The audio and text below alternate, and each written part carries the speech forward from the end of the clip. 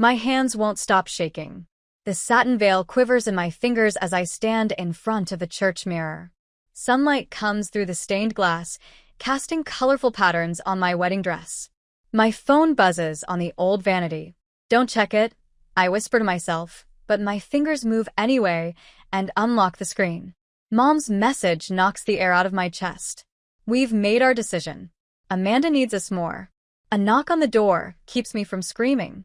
Linda, our wedding planner, peeks in, holding a clipboard close to her chest. Her smile, bright with red lipstick, starts to fade. Celeste, sweetie, I wanted to update you on the guest list. She pauses, her polished nails tapping the clipboard. Only 17 guests have come from your side. 17 out of the 63 Donovan family members and friends who said they would come. The door opens again and Greg walks in, still fixing his bronze cufflinks. He sees me in the mirror, and something on my face makes him quickly cross the room. He places his warm, steady hands on my shoulders. You still have me, he says gently. Always. I lean back against his chest, letting his strength support me for a moment. Then I stand up straight and fix my veil one last time. Let's do this. The walk to the sanctuary doors feels never-ending. Every step in my ivory heels echoes on the marble floor, which has seen many brides before me. But how many walk down the aisle knowing their whole family chose someone else's side? Through the gap between the doors, I can see the empty front rows where my family should be sitting. The roses and ribbons we spent hours setting up now look more like funeral decorations than wedding ones. 6 months ago, I imagined this day very differently. Amanda called on a Tuesday evening. I remember because I was making Greg's favorite lasagna when her ringtone scared me and I dropped the wooden spoon. Tom filed for divorce. Her voice broke as she cried. How could he do this to me? I held onto the kitchen counter, the red sauce on the stove forgotten. What happened? What happened is your perfect wedding is going to take all the attention. You're so selfish, Celeste. You've always been selfish. That night was the start of everything falling apart. The family dinner that weekend turned into an attack. Amanda sat across the table, her face streaked with mascara, and said I planned my wedding at that time just to hurt her. We've already paid $12,000 in non-refundable deposits, I said, laying the receipts on Mom's lace tablecloth. The invitations were sent last week. 100 guests already. Dad's checkbook scraping the table cut me off. Name your price to delay it. My stomach twisted like a rock. This isn't about money. No, Mom said, her voice sharp like a paper cut. It's about being there for your sister or thinking only of yourself. Make the right choice, Celeste. I guess I didn't. Dad made that clear at our last family dinner 3 weeks ago. I won't walk you down the aisle while your sister is in pain. He didn't even look at me.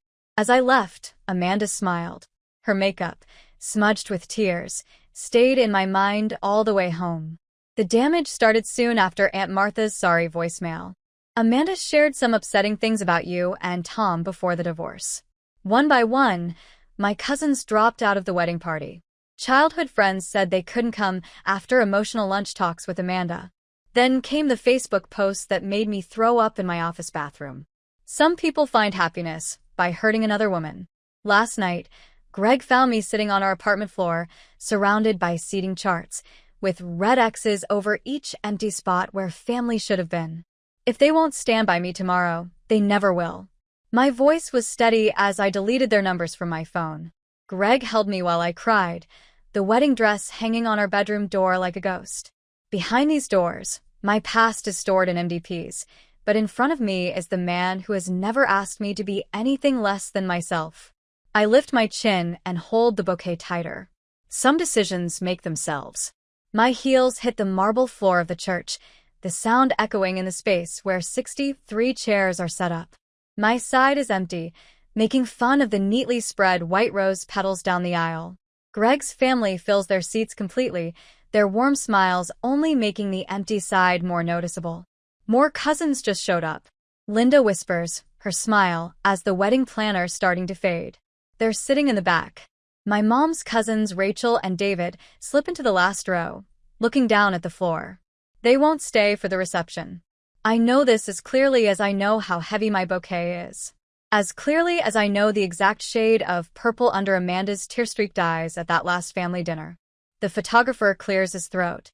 Should we begin the family photos now? Or are we her family now? Greg's mother, Helen, steps forward, her pearl necklace shining.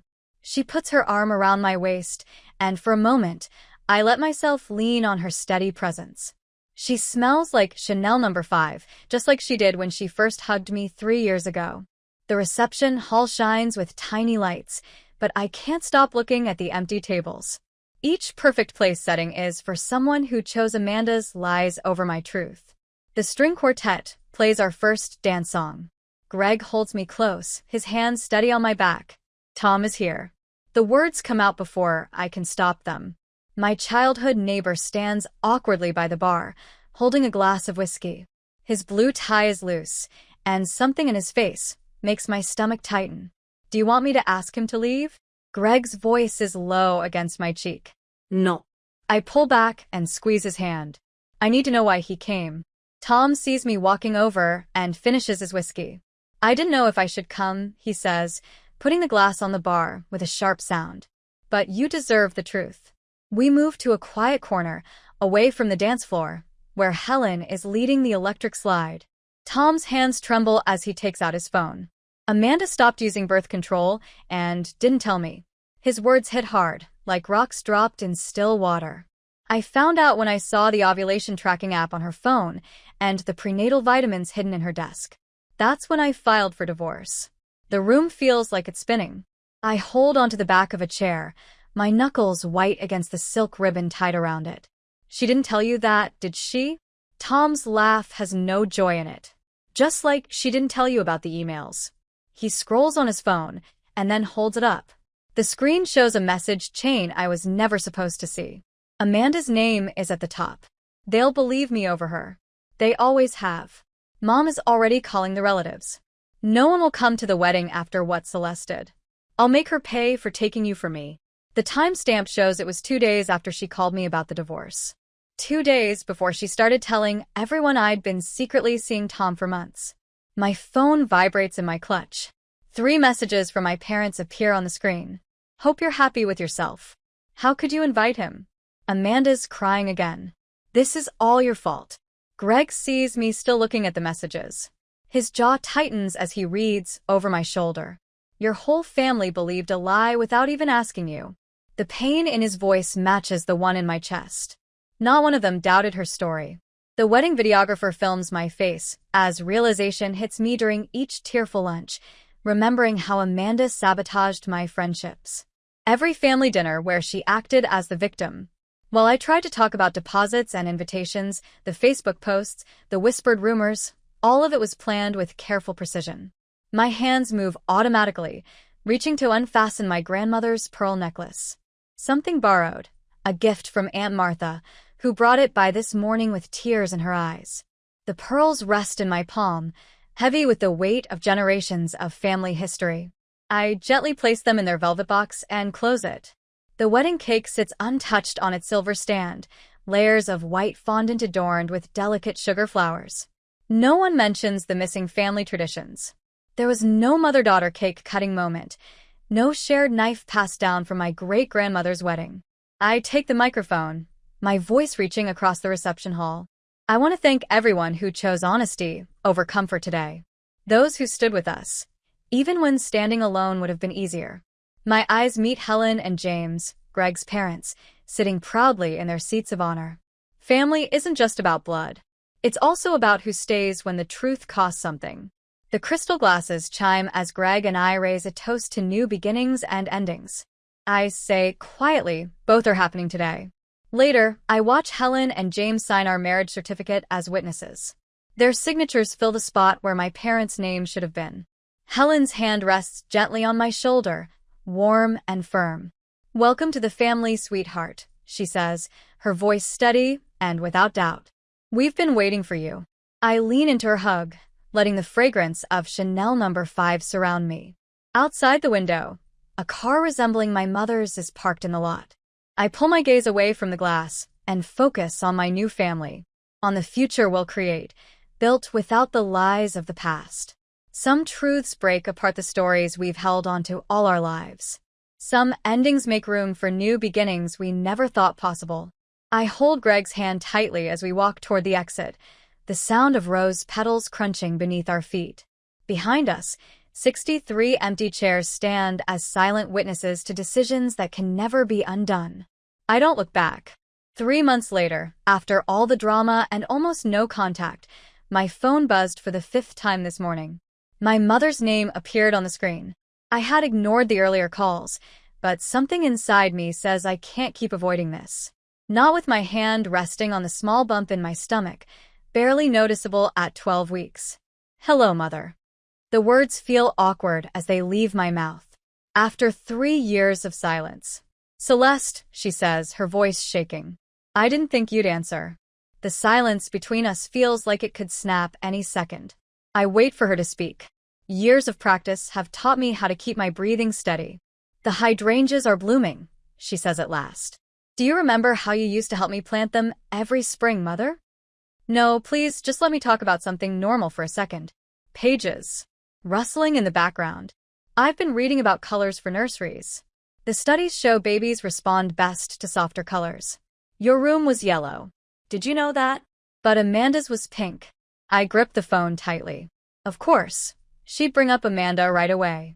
The articles say green is very calming, she continues. Amanda has been reading all the baby books too. She has such great ideas for the nursery. The rubber band snaps. Why are you calling? A deep breath comes through the line. We've been thinking about plans. Plans for the baby.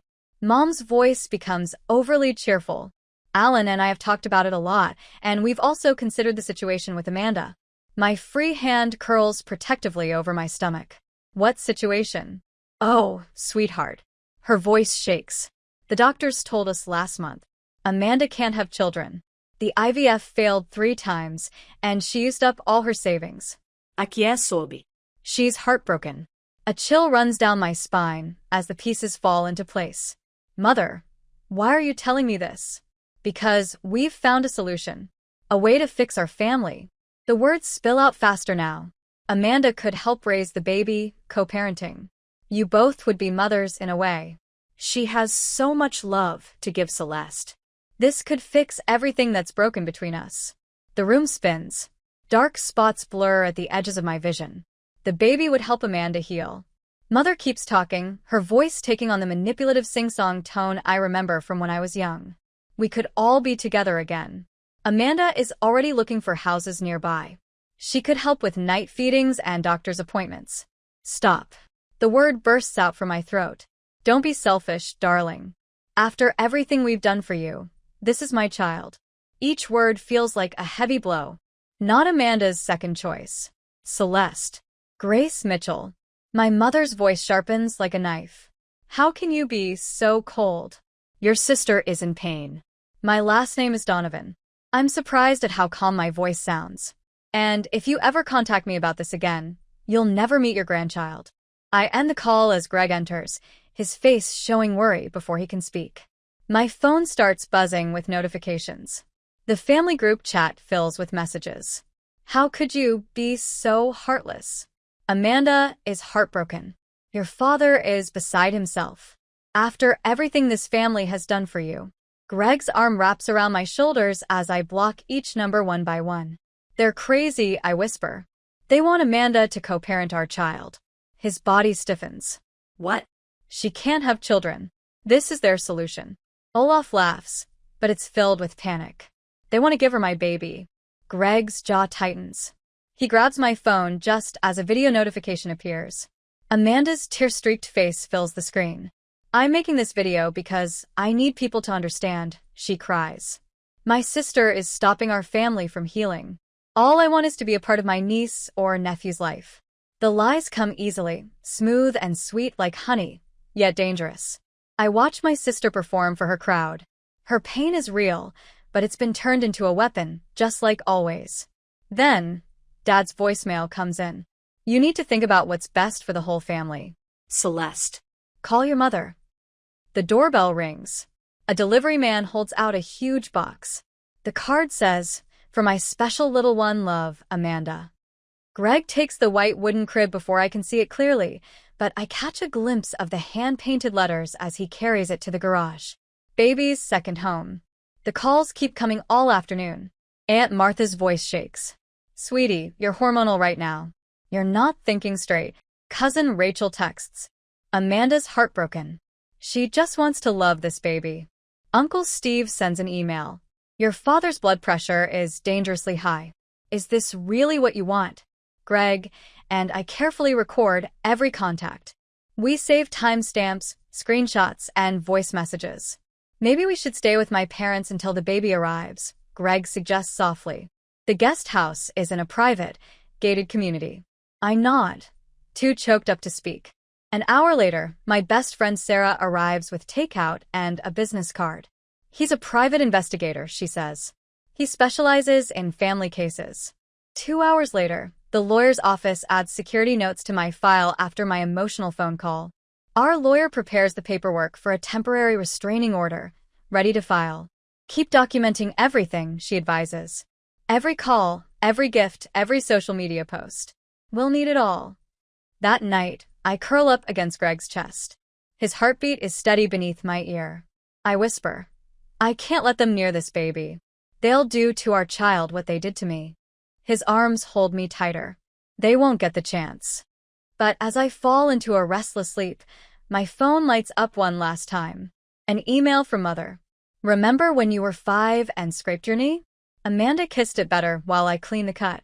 That's all we want, to love this baby together as a family. Don't make us choose again, darling. You know who we'll pick. A month later, the dark wood walls of Richard Sterling's law office stand witness to 40 years of family battles. But his serious face tells me this case is different. Greg takes my hand as the lawyer spreads out our evidence, like a museum worker laying out objects from someone's obsession. Mrs. Donovan. Sterling takes off his reading glasses and rubs the bridge of his nose. This isn't just a normal family argument. The way everything is planned shows something more serious. I look at the timeline. We've listed Amanda's fake baby registry. Mom's showing up crying at my work. Blog posts full of lies about me being cruel. Each thing shows how far they're willing to go. No matter the cost, Greg's voice is firm. He spent sleepless nights watching me cry. We'll do whatever we need to protect our family. Sterling nods and picks up thick, cream-colored letterhead. A formal cease and desist letter is our first step. But since things keep getting worse, his pen moves firmly across the paper. We need to talk about restraining orders. The words hit my chest like a second heartbeat. Restraining orders against my own family. We walk out of Sterling's office with a detailed legal plan tucked inside my purse. A security consultant's business card feels heavy, like a rock. The following week passes in a blur of changes. A new alarm system is installed, with cameras watching every way into our home. Our phone numbers are erased and email addresses are deleted and replaced. Our townhouse is now listed for sale. Greg starts looking into gated communities with strict access. His parents step in like a protective shield, answering calls and turning away visitors with military-like care. Greg's mother begins coming with me to my prenatal checkups. She is both comforting and protective. On Wednesday afternoon, Sarah gives a warning over coffee, sliding her phone across the table to show me screenshots. Amanda's latest Facebook post is full of dramatic blame. Some people think they own motherhood, but a child needs their whole family, she writes. I don't finish reading. I can't bear the comment section. Strangers are calling me selfish. The doorbell rings on a Thursday afternoon, and I see it through the security camera. I watch my mother crying dramatically as she begs my receptionist. Please, I just need 5 minutes with my daughter. Greg's father stops her before she gets to the elevator. His kind but firm voice comes through the intercom. Susan, you need to leave now. That night, a baby registry shows up online under my name. The address is Amanda's house. Family rights. My dad leaves a voicemail, warning of legal action. You can't stop a grandmother from seeing her grandchild. We have options. Packages start coming even though we changed our address. Baby clothes, parenting books. Each gift has Amanda's name on it, like she's claiming the baby. Then I get an email from Tom. I should have warned you years ago, but maybe this will help now. The attachment has photos of journal pages. Amanda's familiar Cully handwriting fills each line, dated 6 months before the divorce. Plans to get pregnant without Tom knowing. Notes about custody laws. A list called Ways to Make Sure Baby Stays Close to Family. She did this before, Tom says during a video call, his face pale with old guilt. There was a coworker at her office whose wife was pregnant. Amanda became obsessed, started buying baby items, and told everyone she would be like a second mother. They had to move her to a different apartment. His statement is added to our growing legal file. Sterling includes it in the restraining order paperwork, looking serious but pleased. Amanda cries in front of a local mommy blogger's camera. The interview spreads on social media like poison. My own sister, rejecting our family connection. The pain of not being able to have children. Just wanting to share some happiness. But then something changes. Private messages start coming in from other moms. They tell stories about how Amanda was too interested in their pregnancies. Some say they are ready to speak up if needed. A few weeks later, people in our small town start talking in a different way. Did you hear about the sister? The one who's been stalking? My email to the extended family goes out on a Sunday evening. Just the facts. A timeline of what happened. Legal limits clearly explained. Any more contact will go through our lawyer. The certified letter comes back with a bright green receipt. Proof it was delivered. Proof they can't pretend they didn't know. 24 hours go by in peaceful silence. For the first time in weeks, I sleep all night. No checking the cameras. No humpingewak. It's quiet. Greg helps me paint the nursery walls a soft yellow, with clouds above the crib. Paper butterflies hang in the air, moving gently. Maybe it's really over. I whisper, letting myself feel a little hope. At 3 a.m., the phone rings. You can't keep my baby from me. Amanda's voice is shaky, more than just tired. You think some lawyer can stop me? That baby needs me. Needs us.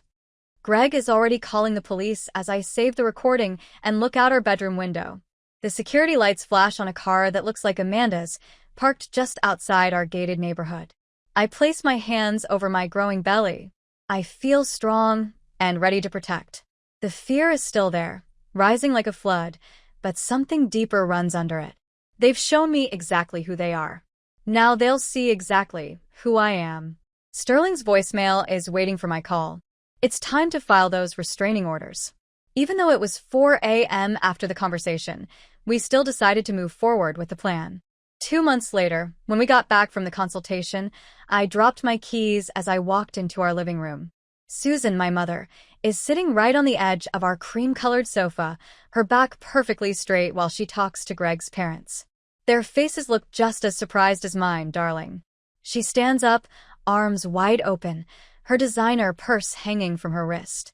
We just wanted to clear the air. The grandfather clock in the corner ticks 7 empty beats before I manage to speak. How did you get in here? Greg's mother, Barbara, twists her hands nervously. She told the security guard she was bringing prenatal vitamins you badly needed.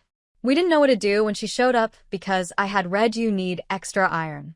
Susan takes out a white paper bag, her smile tight on her face. I bought the expensive ones. I place my hand over my stomach to protect it. The baby gives one strong kick, like it feels my sudden rush of fear. The front door opens behind me. Greg's footsteps stop suddenly. What's going on? My mother tricked the security to get inside. My voice stays calm. Even though my hands are shaking, she surprised me in our home. Susan's face falls right on time. That's not fair. We're trying to help. No. The word comes out loud and clear. You're trying to control everything. You've spent my whole life letting Amanda control everyone while I stayed silent. That stops today. I walked over to the old secretary desk Greg got from his grandfather. The manila folder inside feels heavy with the truth. Tom's affidavit drops onto the coffee table with a soft thud. Read it. When Susan doesn't move, I open the first page. Amanda stopped taking birth control without telling Tom. She planned the pregnancy to trap him. When he found out, he filed for divorce. The color drains from Susan's face. She wouldn't, but she did. Just like she ruined my wedding. Just like she's trying to take my baby. I lay out the timeline of Amanda's lies, the security footage of her following me, and the social media posts.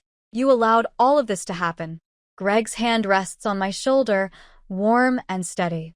Susan's tears come as expected, but they have no power over me now. We just thought that if we supported her enough. Her voice shakes. If we loved her enough. You taught her that manipulation works. That she never has to face the consequences. The words I've kept inside for years come to the surface, bitter like medicine. You made me responsible for her feelings while ignoring mine. Susan's phone buzzes. She jumps like she's been shocked. Answer it. I know who it is before she puts it on speaker. Susan. My father's voice fills the room. Where are you? Amanda needs you home now. I'm with Celeste. We're trying to sort things out. Jesus Christ. His disgust comes through clearly on the speaker. Just tell her whatever she wants to hear. We can figure out the baby's situation later. The silence that follows feels heavy like a physical weight. Greg's parents share a look, full of understanding. I take another folder from the desk. The restraining order application lies between us, like a loaded gun. This gets filed the next time any of you contact me. My finger traces the embossed letterhead, along with harassment charges, trespassing reports, and documentation of financial damages. The district attorney handling the case specializes in family stalking. You wouldn't. But Susan's hands shake as she picks up her purse. This child will never know. Manipulation disguised as love. My voice grows stronger with each word. They'll learn about healthy boundaries and real support. If you want any kind of relationship with your grandchild, you'll have to complete separate family therapy first. And Amanda will never have a parental role. These conditions can't be changed. Susan's carefully built mask starts to fall apart. Real tears replace the fake ones. We never imagined she would go this far. Her phone rings again, showing Amanda's name. Your decision hasn't changed. I open the front door. It's still Amanda or me. She gathers her things with shaky hands at the doorway. She tries once more. This will hurt your father. Your choices. Maybe. The words feel like freedom, but not for me. The door shuts quietly, but the sound echoes like thunder through the window. I watch Susan walk to her car, shoulders weighed down by the consequences. Finally, it's done. The setting sun casts long shadows across our driveway as she drives away. Greg hugs me from behind, one hand covering mine where it rests on our growing baby.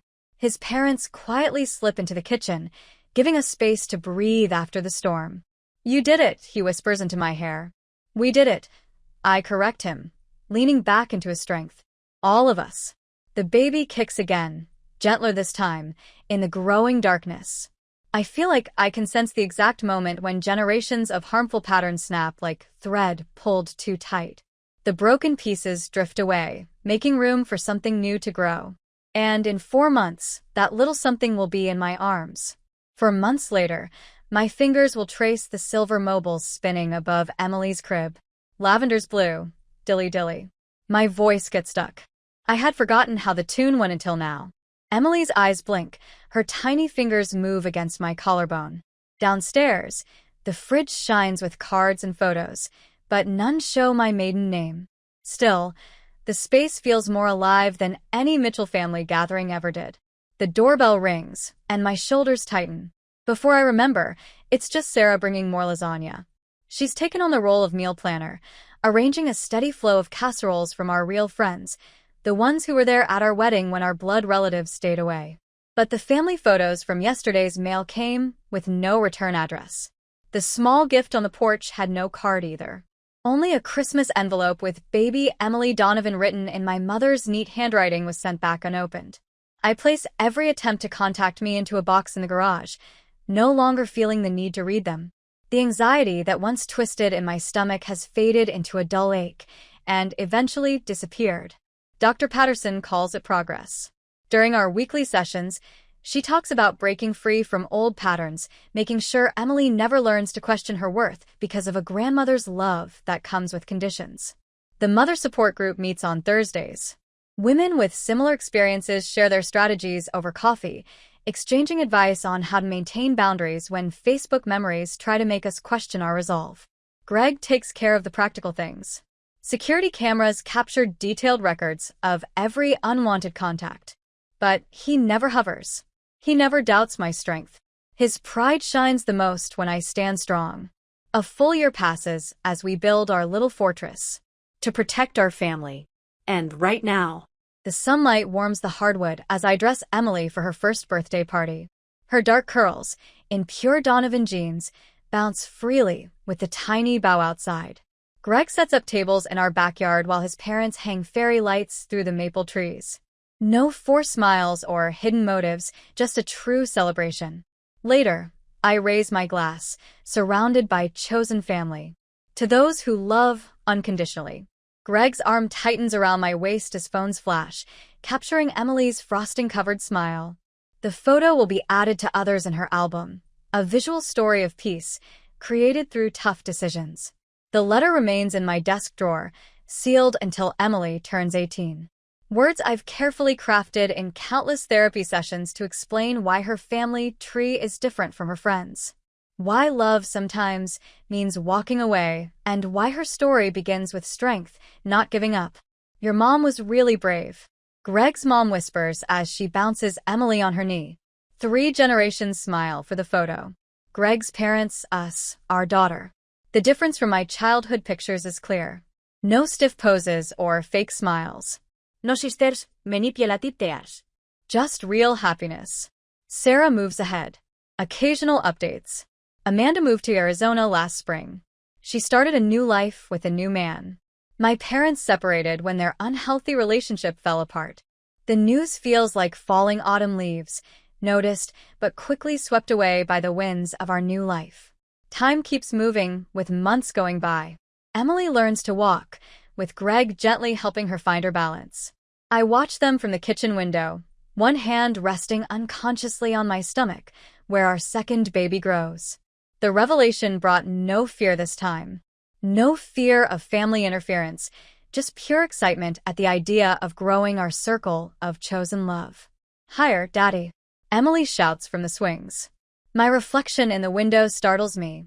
Eyes bright, smile wide.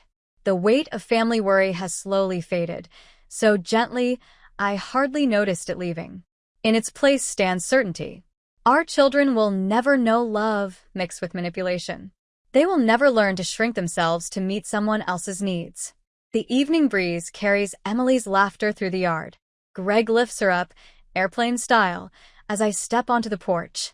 My daughter's arms reach out to me, her face shining with simple trust. The truth settles in my chest. Empty spaces in a family tree. It hurts less than poisoned roots. I pull my daughter close, breathing in the scent of her baby shampoo. Sweetness. Your story starts with love. I softly speak into her curls. Pure love, given freely. Greg holds my hand as the sunset colors our world with possibilities. The cycle of generations ends here, with us. With choice, with peace.